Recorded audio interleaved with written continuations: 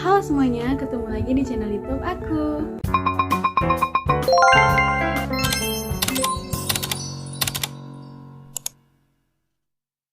Oke, melanjutkan pada materi sebelumnya, materi yang akan kita bahas pada video kali ini adalah tentang konsep manajemen pendidikan tingkat sekolah menengah pada mata kuliah manajemen pendidikan. Yuk langsung aja simak video ini ya.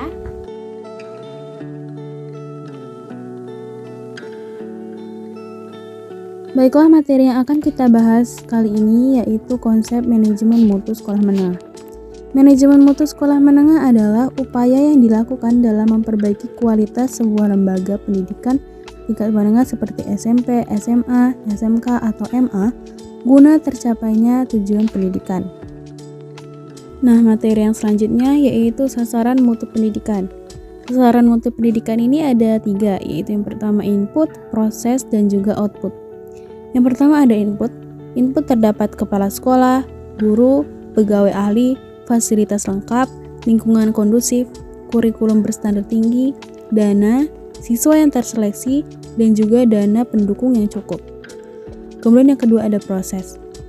Proses terdiri dari beberapa bagian, yaitu KBM, metode dan pengujian aktif, kedua manajemen administrasi baik, humas atau industri erat, kegiatan ekstrakurikuler aktif, dan juga pengendalian mutu efektif.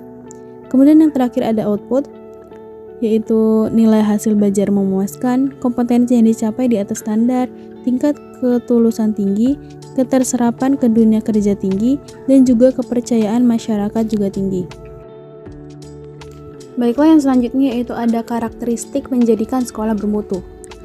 Ada beberapa hal yang menjadikan sekolah itu bermutu. Yang pertama, hal-hal yang diperlukan untuk mengelola sekolah. Untuk mengelola sekolah diperlukan hal-hal antara lain lagi. Yang pertama yaitu memahami fungsi sekolah serta maksud dan tujuan pendidikan atau cita-cita bangsa, memahami kebijakan pemerintah dalam bidang pendidikan dan Undang-Undang Sisdiknas. Yang ketiga, memahami standar pendidikan yang ditetapkan. Yang keempat, memahami kurikulum dan pengembangannya. Dan yang kelima, memahami prinsip manajemen dan administrasi. Kemudian yang selanjutnya yaitu sasaran hasil mutu pendidikan. Dalam Undang-Undang Nomor 20 Tahun 2003 tentang Sistem Pendidikan menyatakan bahwa sasaran pendidikan adalah membentuk kecakapan hidup yang terdiri dari yang pertama berakhlak mulia, cerdas, kreatif, dan inovatif, cakap berkomunikasi atau bersosialisasi, menguasai ilmu pengetahuan, dan juga bertanggung jawab sebagai warga negara. Selanjutnya yaitu ada dimensi mutu sekolah. Menurut Martinez, mutu sekolah terdiri dari yang pertama, melaksanakan kegiatan sesuai dengan fungsinya, tepat sebagai lembaga pendidikan. Yang kedua, memiliki keunggulan. Yang ketiga, terpercaya sebagai sekolah yang terbaik. Yang keempat, kondisi nyaman dan menyenangkan. Dan yang kelima, penampilan fisik maupun kegiatan itu menarik. Nah, yang selanjutnya ada fokus manajemen sekolah menengah. Pengelolaan sekolah menengah terfokus pada pembaharuan SMA yang berkelanjutan dalam rangka meningkatkan mutu pendidikan, implementasi sistem manajemen dengan mempertimbangkan peran SMA dalam membangun MBS di SMA, implementasi sistem manajemen SMA dalam kerangka konsep balance scorecard dengan melakukan sinkronasi terhadap MBS. Kemudian yang terakhir, implementasi sistem manajemen SMA dalam kerangka good governance. Yang selanjutnya ada 8 standar pendidikan sebagai acuan atau arah pengelolaan sekolah. Yang pertama yaitu ada standar isi. Nah, standar isi ini terbagi lagi menjadi beberapa bagian. Yang pertama, memahami fungsi lembaga sekolah sebagai wawasan wiyata mandala, melakukan pengembangan kurikulum sekolah atau KTSP termasuk silabus, kemudian menyelenggarakan kegiatan intrakurikuler, ekstra, dan bimbingan konseling. Yang kedua yaitu ada standar proses, antara lain menerapkan jumlah siswa maksimal per kelas 32 siswa, beban kerja guru mengajar minimal 24 jam per minggu, dan juga menerapkan prosedur penyelenggaraan KBM yang berupa penyusunan RPP, pengelolaan kelas dan pembelajaran, penyelenggaraan evaluasi, dan penilaian. Kemudian yang ketiga ada standar kompetensi lulusan. Standar kompetensi lulusan ini terbagi menjadi beberapa bagian. Yang pertama menyusun dan menetapkan KKM. Yang kedua menetapkan kriteria kenaikan kelas dan kelulusan yang memenuhi standar dan mengembangkan kecakapan hidup.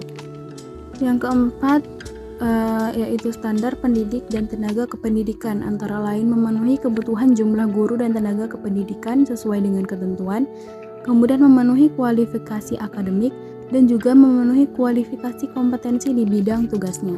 Kemudian yang kelima ada standar sarana dan prasarana yang terdiri dari sekolah memiliki luas lahan minimal 3.500 meter kuadrat untuk bangunan satu lantai. Kemudian memiliki ruang pembelajaran umum atau RPU, pembelajaran khusus atau RPK, ruang penunjang atau RP, ruang business center dengan ventilasi udara dan pencahayaan yang cukup, dan juga memiliki sanitasi air bersih yang cukup, saluran air hujan dan air limbah, dan tempat-tempat sampah. Kemudian yang keenam ada standar pengelolaan, antara lain dalam pengelolaan memiliki visi dan misi. Kemudian memiliki program kerja jangka panjang, menengah, dan program kerja tahunan, dan juga memiliki struktur organisasi serta uraian tugas dan mekanisme kerja. Dan yang ketujuh ada standar pembiayaan, yaitu sekolah memiliki investasi lahan dan gedung, investasi lainnya, serta biaya untuk operasional dan pengembangan sekolah. Kemudian memiliki rencana kerja dan rencana anggaran sekolah, dan pengelolaan dana masyarakat dilakukan secara transparan, efisien, dan akuntabel. Standar yang terakhir yaitu standar penilaian pendidikan, terdiri atas sekolah melaksanakan penilaian hasil belajar dengan pelaksanaan tes, ulangan, ujian sesuai standar operasional prosedur. Sekolah menginformasikan secara jelas kepada para siswa tentang kompetensi yang hendak dicapai, serta segala rancangan dan kriteria penilaian. Yang terakhir, alat dan teknik penilaian disesuaikan dengan karakteristik mata pelajaran, serta mengacu pada indikator pencapaian kompetensi. Nah, itu tadi materinya. Apabila ada pembahasan yang kurang teman-teman pahamin, boleh langsung tulis pertanyaan di kolom komentar ya. Cukup sekian video kali ini, sampai jumpa di video selanjutnya. Dadah!